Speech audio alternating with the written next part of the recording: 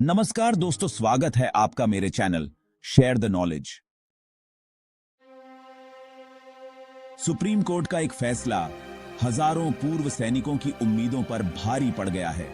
नमस्कार, आज हम बात करेंगे उस फैसले की जिसने देश की सेवा कर चुके सैनिकों के फ्यूचर को अफेक्ट किया है। हाल ही में सुप्रीम कोर्ट ने पूर्व सैनिकों के वेतन निर्धारण यानी पे फिक्सेशन से जुड़ी पिटीशन को रिजेक्ट कर दिया। यह फैसला उन परिवारों के लिए बड़ा झटका है जो न्याय की आस लगाए बैठे थे।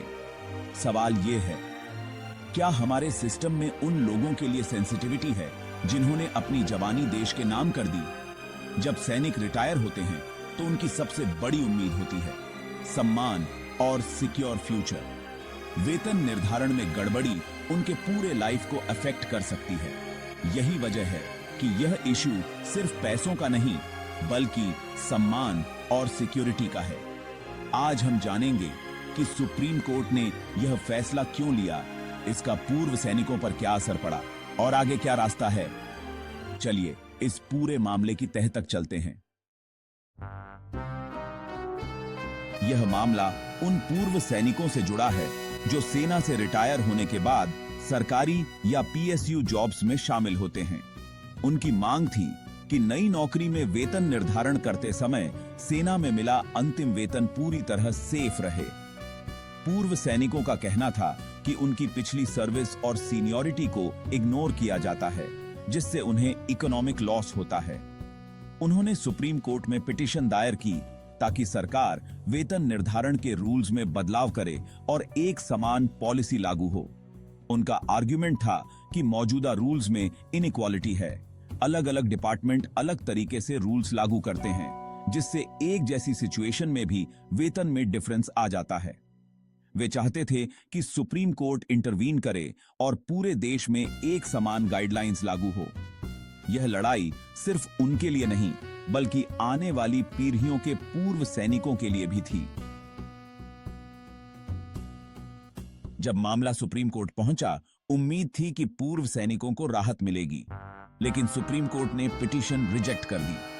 अदालत ने कहा, यह पॉलिसी और एडमिनिस्ट्रेटिव मामला है जिसमें कई कॉम्प्लेक्सिटीज हैं। वेतन निर्धारण के लिए पहले से प्रॉपर प्लेटफॉर्म मौजूद है। सुप्रीम कोर्ट ने क्लियर किया कि हर पूर्व सैनिक की सर्विस, पोस्ट और सैलरी अलग है, इसलिए एक जैसा ऑर्डर देना पॉसिबल नहीं। अदालत ने याचिकाकर्ताओं को एडवाइस दी कि वे अपनी कंप्लेंट्स केंद्रीय प्रशासनिक न्यायाधिकरण CAT या संबंधित उच्च न्यायालयों में ले जाएं। सुप्रीम कोर्ट ने कहा कि सीधे उसके पास आना प्रोसेस का सही तरीका नहीं है, पहले निचली अदालतों या ट्रिब्यूनल्स में जाना चाहिए। इस फैसले का मतलब यह नहीं कि पूर्व सैनिकों की मांगें गलत हैं, बल्कि प्लेटफॉर्म का चुनाव सही नहीं था। अब गेंद CAT के पाले में है, यहीं से आगे की लड़ाई शुरू होगी। इलाई थी। सुप्रीम कोर्ट के फैसले से पूर्व सैनिकों में डिसअपॉइंटमेंट है, लेकिन उनकी कानूनी लड़ाई खत्म नहीं हुई।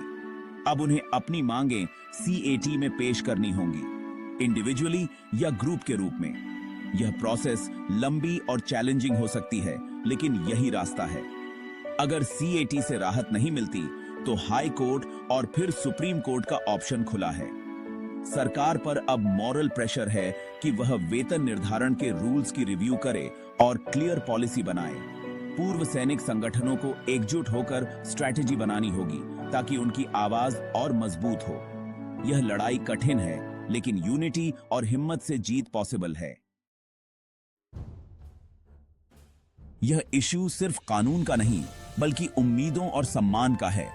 पूर्व सैनिकों ने देश के लिए सब कुछ दांव पर लगाया। रिटायरमेंट के बाद वे रिस्पेक्टेबल लाइफ की उम्मीद करते हैं, यह उनका राइट है। सवाल है, क्या हमारा सिस्टम उनकी कुर्बानी का सही इवैल्यूएशन कर रहा है?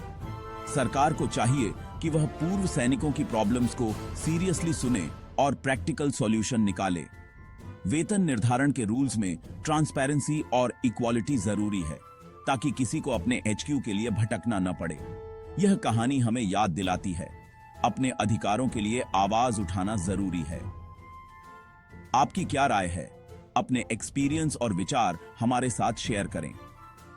दोस्तों, यदि आपने मेरे चैनल को सब्सक्राइब नहीं किया है तो लाइक, सब्सक्राइब एंड शेयर करें और बेल आइकॉन को दबाएं ताकि मेरी अगली वीडियो सबसे पीपी पहले आप तक पहुंचे। जब हम मिलकर आवाज उठाते हैं तो बदलाव पॉसिबल है।